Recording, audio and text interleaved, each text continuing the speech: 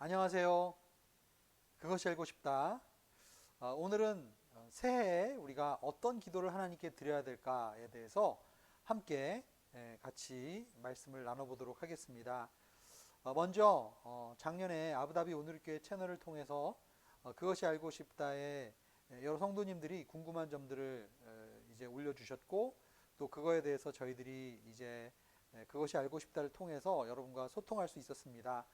2021년도에도 정말 이 그것이 알고 싶다를 통해서 더욱더 여러분과 소통하고 대화하면서 더욱더 성숙한 신앙인으로서의 그 여정 가운데 우리가 함께 그 길을 걸어갈 수 있기를 바랍니다. 한 해 동안 그것이 알고 싶다 코너를 또 아껴주시고 또 질문해 주셨던 모든 분들께 이 자리를 빌어서 다시 한번 감사의 말씀을 드리겠습니다. 자, 새해가 되면 우리는 여러 가지 소망도 있고 또 각오와 결단도 생깁니다.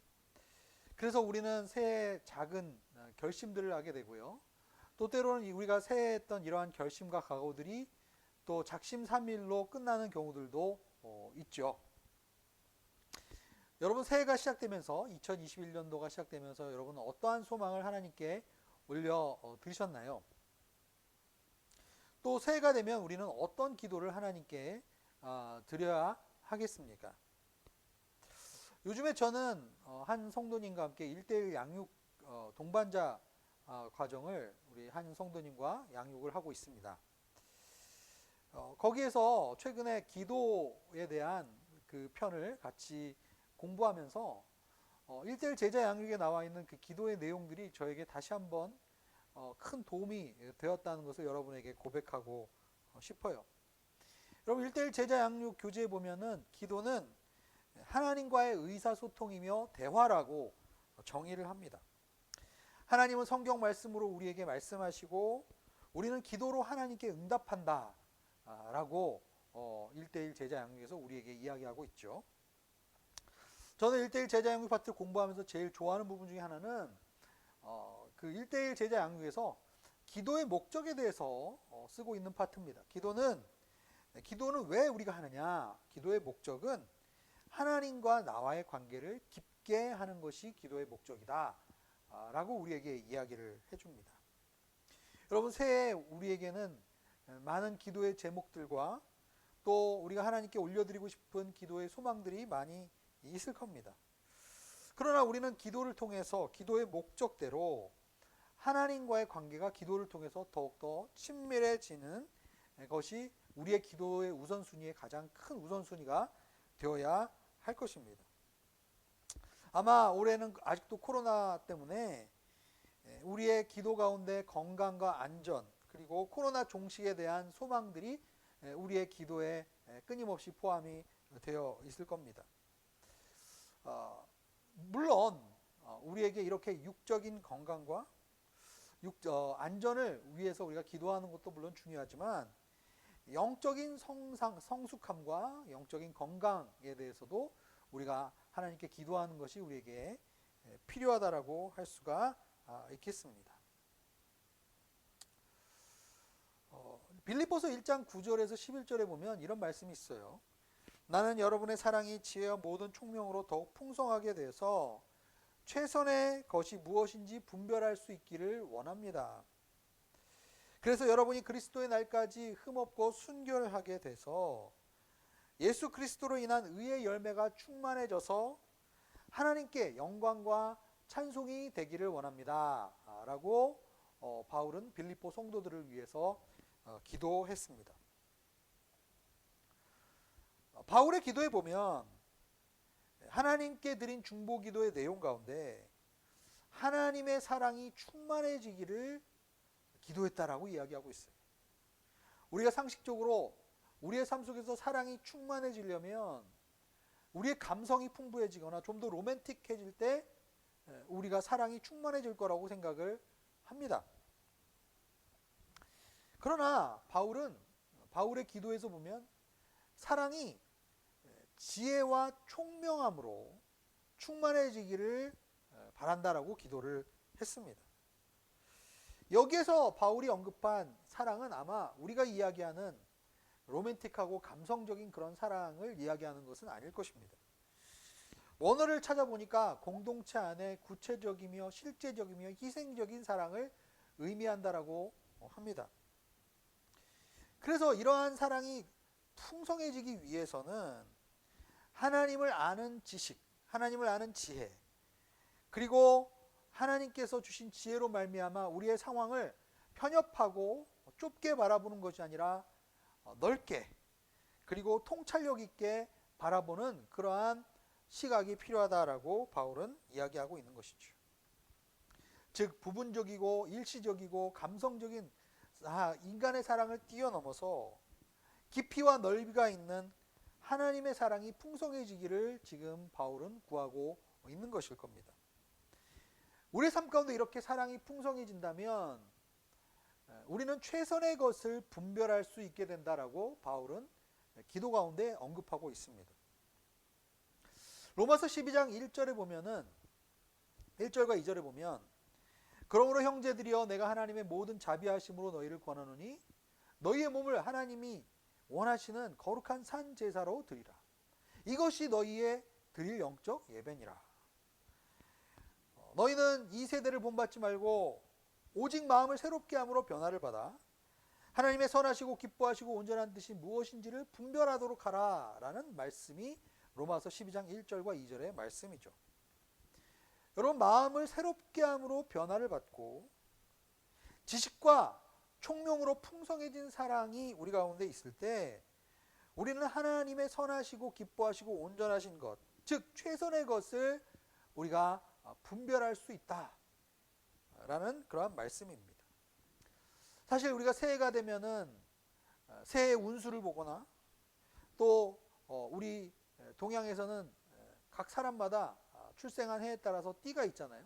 소띠, 쥐띠, 뱀띠.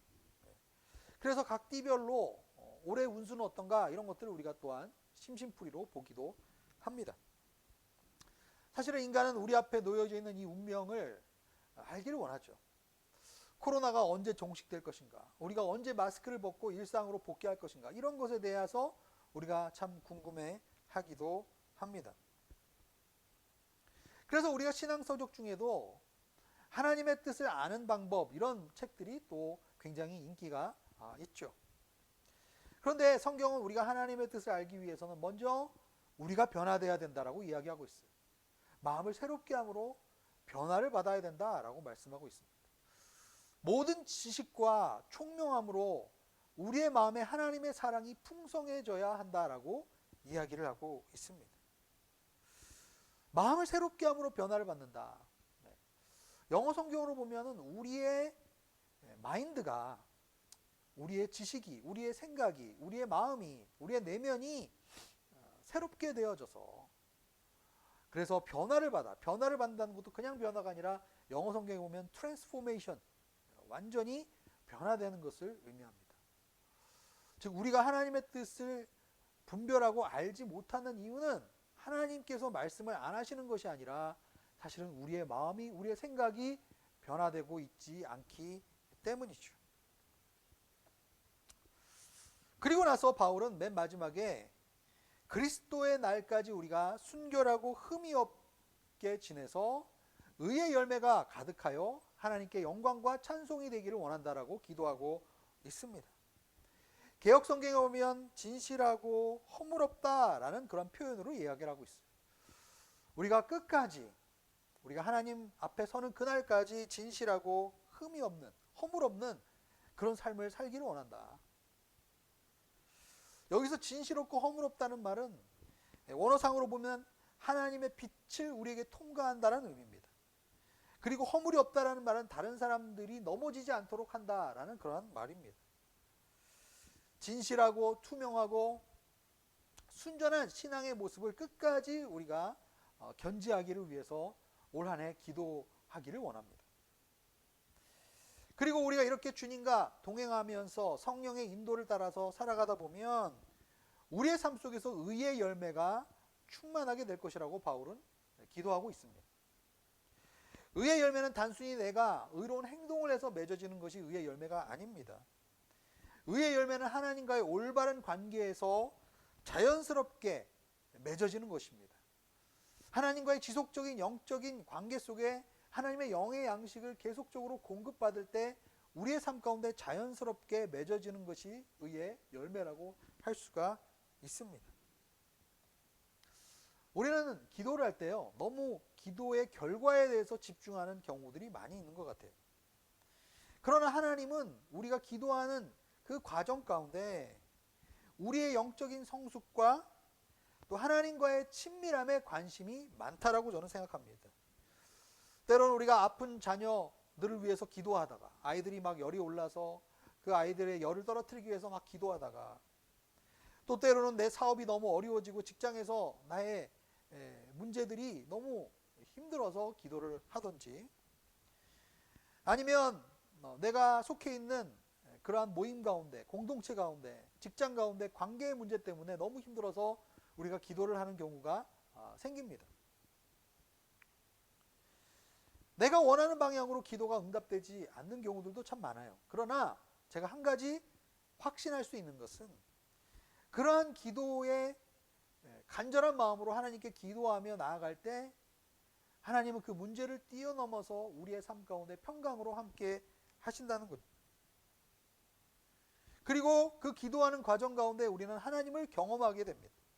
하나님의 사랑을 경험하게 됩니다. 그리고 결국은 그 하나님의 사랑을 경험하게 되면 내 마음이 변하는 거예요. 내 생각이 변하는 것이죠.